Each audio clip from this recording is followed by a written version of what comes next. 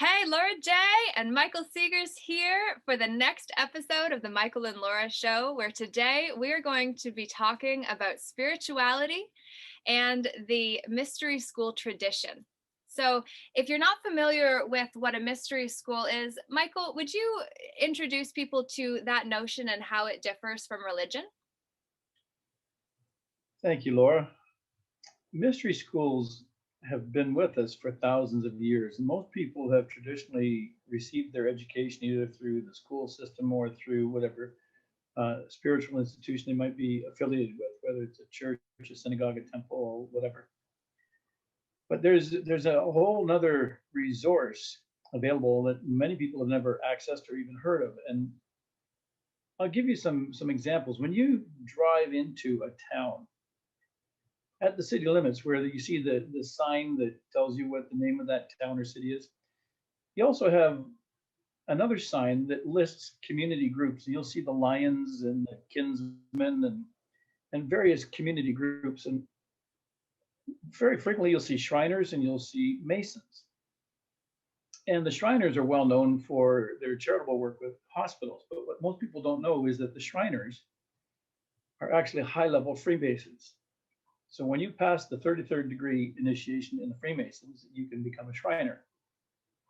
And so if you are not a member of those organizations, you have no idea really what they do and what kind of meetings they hold and what kind of things they talk about.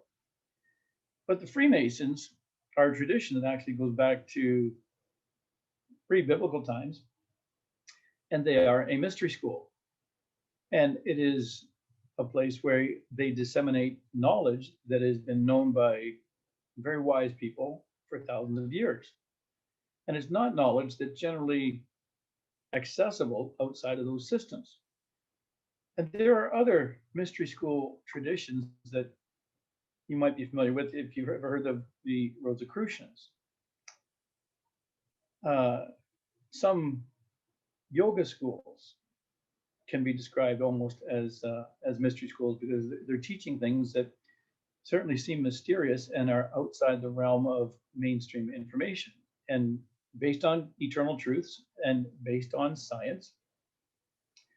There's a tremendous amount of information that's available that is absolutely uplifting and is intended to give an individual access to the fullness of being that they are, which is not available in the high school, college, university system, and is very much not available in most religious systems because people go to worship, they go for social reasons, but they don't necessarily go there for ongoing life education. And a mystery school is designed for the ongoing life education and to fully develop oneself and one's character and one's potential to become all that they can be. And so it's in that tradition that we created Shambhala Temple of Light 14 years ago. And we have garnered the wisdom from a number of ancient sources and made that very accessible to our members with spiritual tools and spiritual technology and spiritual community, whereby one can really gain access to their higher self, to their true nature, to things they had never imagined would be possible. And in today's climate of uncertainty and events unfolding that are rather distressing, we really are pleased to be able to say that what we have to offer are solutions that are not available anywhere else. We have solutions to whatever confronts the individual. And we have years of experience in demonstrating just how powerful and just how effective these solutions are when individuals engage with them. And that, in a nutshell, I think is a nice little introduction to the concept of mystery school. Absolutely. And then speaking to as well, what is spirituality and how is spirituality separate from religion? Well, but I have discovered religion to be, and I've studied very in depth 5 of the major religions. So I'm very familiar with Christianity, with Judaism, with Hinduism, with Buddhism, and with Islam. And any one of those 5 can be broken down into numerous sects. In Christianity, we have Catholics and we have Protestants. In Protestants, we have Anglicans and Baptists and Presbyterians, and on and on and on. It's the same in Hinduism, it's the same in Buddhism, same in Judaism, same in Islam. They're all fragmented into sects. And very much we discover that even though they were founded on eternal truth and ancient wisdom, they have become pretty much politically oriented with power structures in place, with agenda in place that for the most part does not empower individuals in the way that it could. And in many cases, effectively disempowers people by forcing them to engage in a belief system which may or may not be based on truth. And the thing about a mystery school, which is much more in the realm of spirituality as opposed to religion, the whole idea is, man, know thyself. So based on eternal truth, come and discover what the truth is. And please don't engage in a belief system, because just because you believe something is true doesn't make it true. And if you can learn to discern what is true and what is not true, and if you can be given tools to assist that discernment, you're going to discover yourself as a spiritual being having a human experience and not be locked into a belief system and a religious philosophy that really requires obedience and does not empower you. It's spirituality is about the individual relationship compared to religion of the whole community and the constructs around the BS that ultimately require the individual to sacrifice aspects of their own divine knowing for the sake of adhering to that which is prescribed in a way. And I want to take this actually to a differentiation that I feel is very important to speak about right now because of what's going on culturally. And that's the whole notion of being woke and how that is different from waking up the master within, which is very much what the traditions of the ascended masters teach.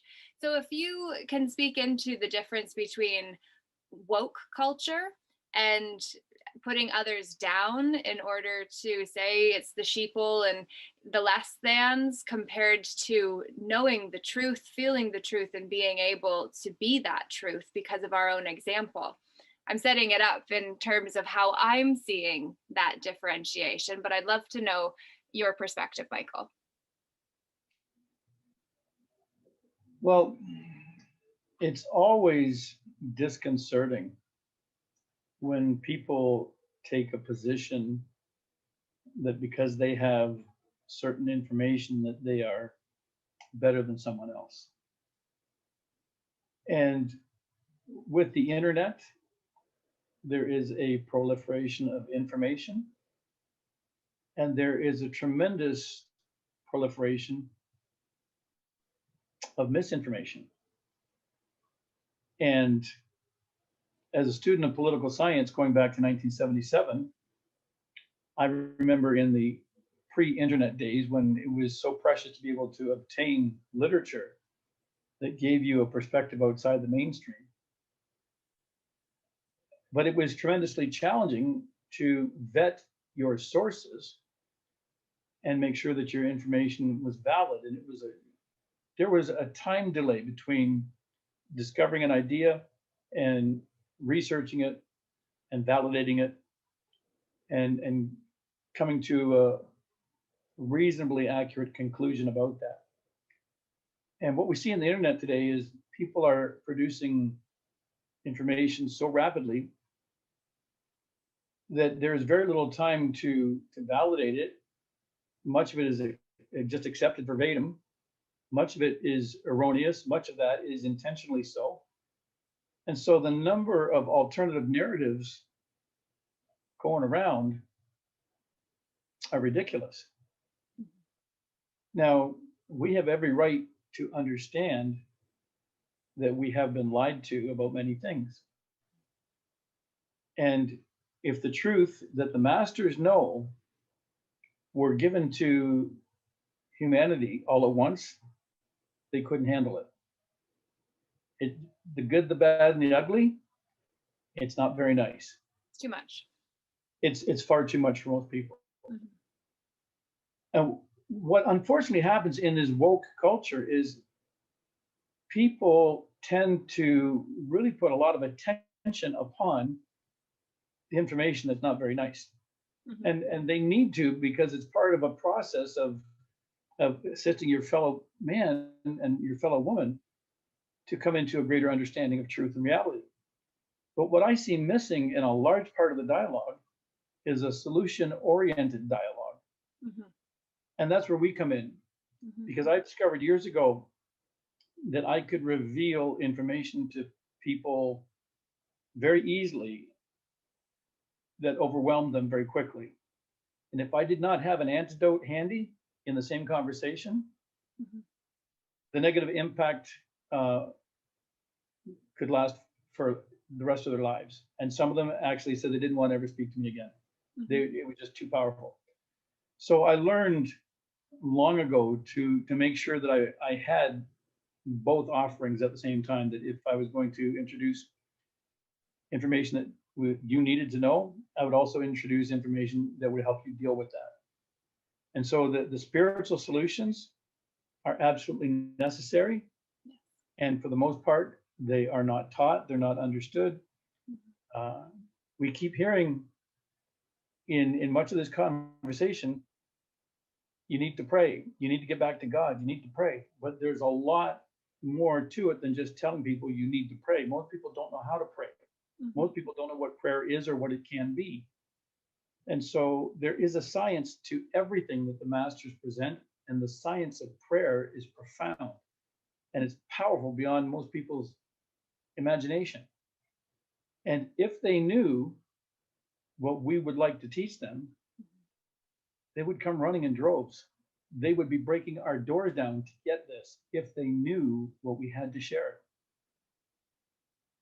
So yeah, spirituality is based on truth, it's based on science. Religion is based on indoctrination, agenda, belief system, two very different things. And having been someone who woke up to the reality of things a couple of years ago, and then spent the last year on the front lines until I was removed from them because I wouldn't mask myself and pretend to be something other than I am. I wouldn't wear fear on my face. I was trying in a way that, like you, pushed a lot of people away from me. So if anyone watching this has been pushed away because I was trying to share the truth with you, please understand that I've come to a new level of understanding because of my association with Michael, with the Shambhala Temple of Light, with my own decree practice, with my own relationship to my divine self, and understanding who I am and whose I am, which is really what the journey of the spiritual path is about.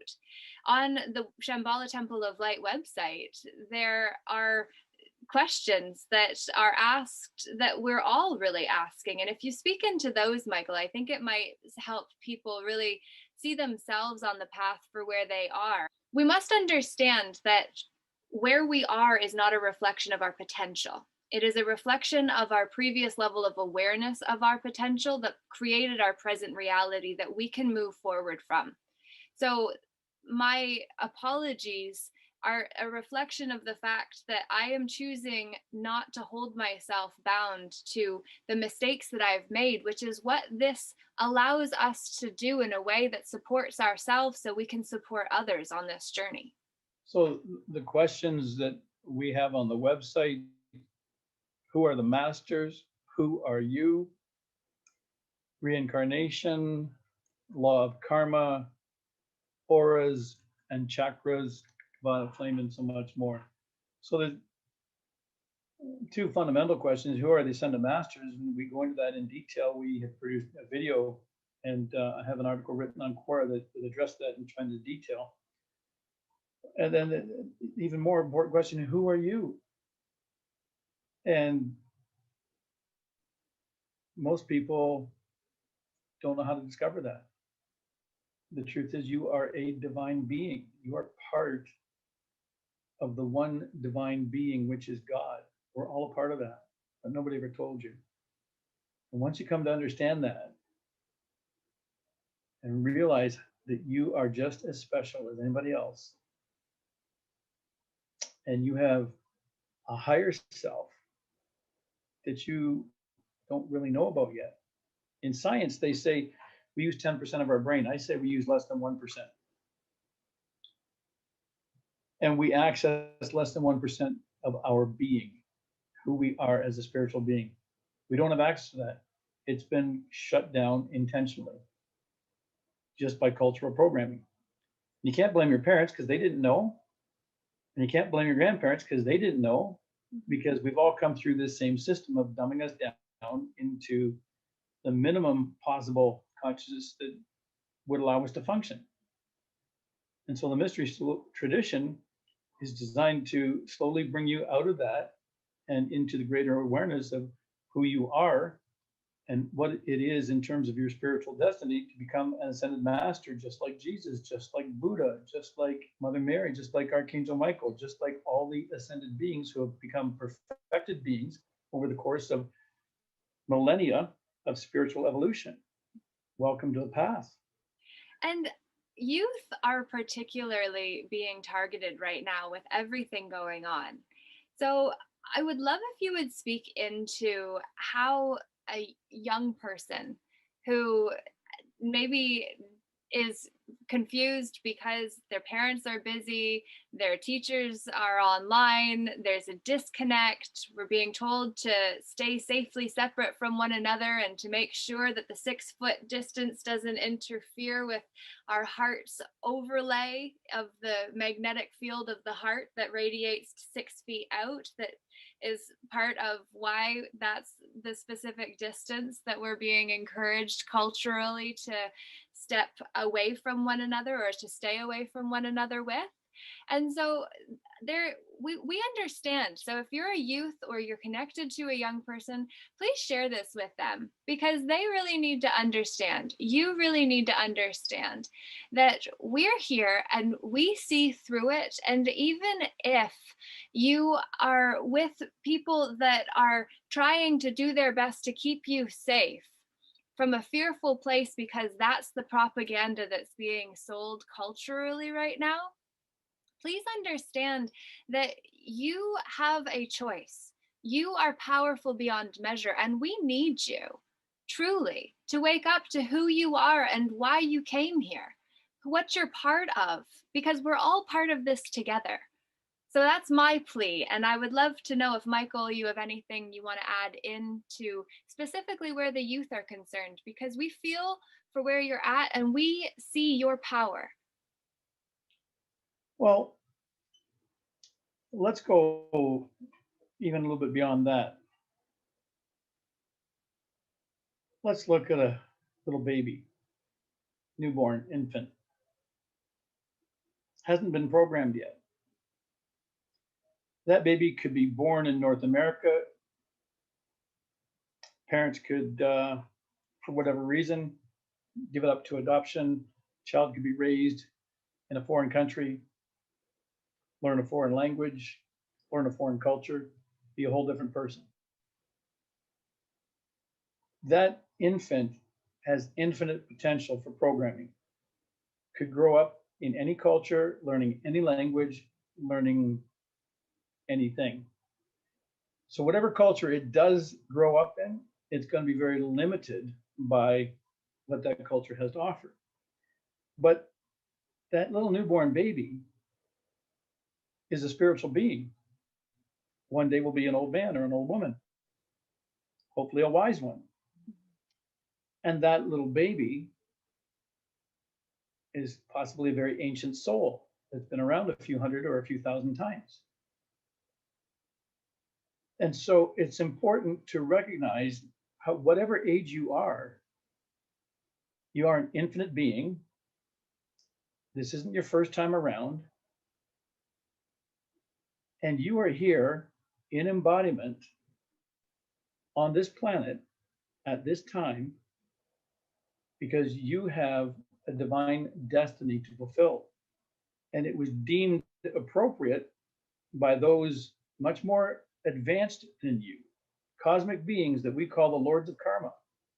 It was deemed by them appropriate that you be here at this time because you have the skill sets, the knowledge, the vast past life experience to execute your divine plan in the midst of everything you see going on around you.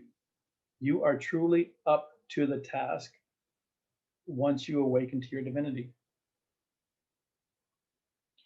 That makes my heart so happy for you to hear, because truly it is devastating to hear of all of the mental health issues of youth feeling powerless, that are in a hole emotionally of the downward spiral of heavy emotions, starting at boredom and working its way downwards to depression, and even some acting on that with suicide rates on the rise. Michael, speak into that for a moment for anyone that may really be struggling to understand the repercussions and what that means for choosing to take yourself out of the game right now because you feel hopeless, possibly, and don't need to, because there are tools, there is support, we are here for you. That's very, very heavy price to pay spiritually when one deems oneself inappropriate to the challenge and chooses the quick exit. Where do you think you go to when you leave this place? I can tell you that you go to somewhere that is vibrating at very much the same frequency of despondency and despair, and you won't like it when you get there. Ultimately, you will have to come back here and start over again.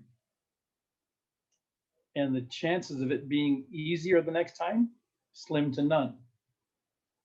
Pretty much guaranteed it will be more challenging the next time. Mm-hmm. And so that is not a solution. There are solutions available. There is a loving community available.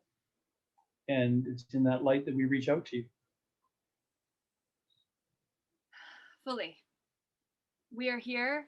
And even if the ones around you don't fully get it, it's okay, because you have access to what can bring you up. And we are really, I feel in my heart of hearts the need to just reach out and say, we have already created videos, and if you've got questions, we want to create more videos to be able to speak into those areas that can really help you understand that emotions are temporary states of experience, because that's energy that is coming up to be released. And right now we are dealing with a lot of karma collectively that we're also feeling. So Michael, speak into empaths, because a lot of those who are on a spiritual path came here with extra skills. And a lot of these kids are really already switched into a higher level of vibration that make it so they're tuned in and feeling other people's feels and don't know how to discern what's theirs and what someone else's. And then that heaviness of being confused about what's mine and what someone else's is a huge lesson that I feel like many of those who watch this could benefit from understanding as well. When you go into a large industrial city, Hamilton, for example, you can smell the city miles before you get there. And often as you drive in, you can see the smog very intensely. And the masters teach that consciousness is no different, that there is a mass consciousness, a density of the collective vibrations of everybody within a community, within a city, within a country, and that accumulation of density of consciousness with its various levels of toxicity does, by the process of osmosis, like water soaking into a sponge, it seeps into the subconscious, through the subconscious, into the conscious minds of all those people who are living in that environment. And then that in turn will be amplified by other forces like sound waves, discordant vibrations. A lot of the toxic types of music will amplify that. And the empath will often feel tremendous discomfort in the presence of that energy, and not knowing that it's not their own will often misidentify it as being their own, and wonder, how can this be, and how can I fix this? And so we have answers for all of that, but just know that it's not all you. It's part of the mass consciousness of the environment that you're in. Sometimes all you need to do is physically move yourself. If you're in a room where people are having a horrific fight, you can feel it in the air. You can cut it with a knife. And then you leave the room, you go outside, you get some fresh air, and all of a sudden you feel better. Often that's what it takes. You have to remove yourself from the environment. And in the situations where that's not a possibility, well, then we have exercises and practices that you can learn, that you can do for yourself, that will bring tremendous relief. So one of the things that I like to teach is the stillness exercise. Most people don't take the time, and will discover it very challenging, to engage in stillness. And I find many of the students cannot do it for a single minute, or don't want to do it for a single minute. And it's very powerful to do it, to sit down quietly, all by yourself, undisturbed, and get into a comfortable position, and then only permit two things: blinking and breathing. You can't scratch your nose, you can't move, you can't twitch. Just be still for 60 seconds. Eventually, you'll be able to do 2 minutes and 5 minutes and 10 minutes, which will bring tremendous peace in the mind and in the body. And the other thing I like to teach is learning how to breathe. In yoga, they teach that breath is the horse and mind is the rider.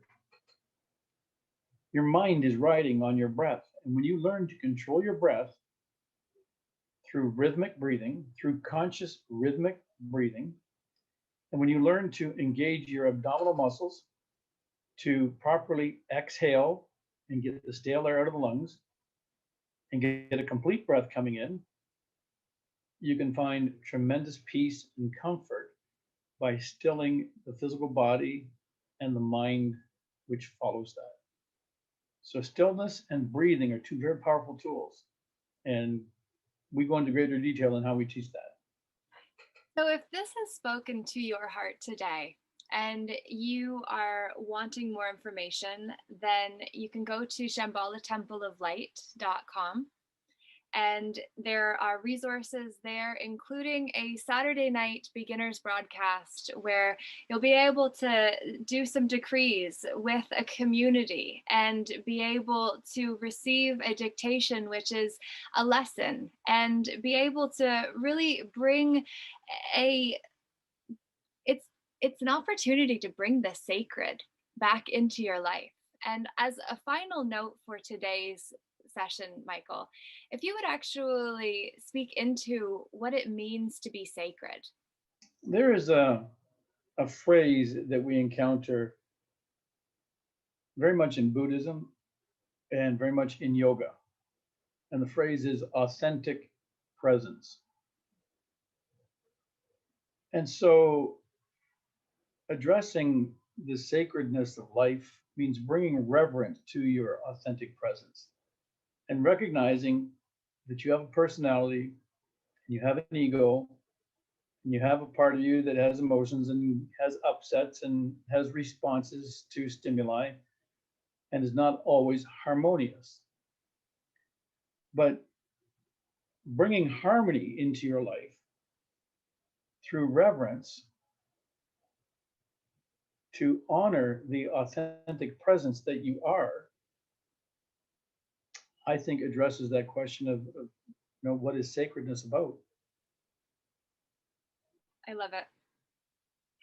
Thank you, Michael, for all of your insights today and for tuning in and receiving the value that is here for you. We would truly love to know what this message means to you, what it means for you, and what you're willing to do with it. So please do comment below and let us know, because we do read all of those comments and send love your way for being willing to say you're open to rediscovering who and whose you truly are.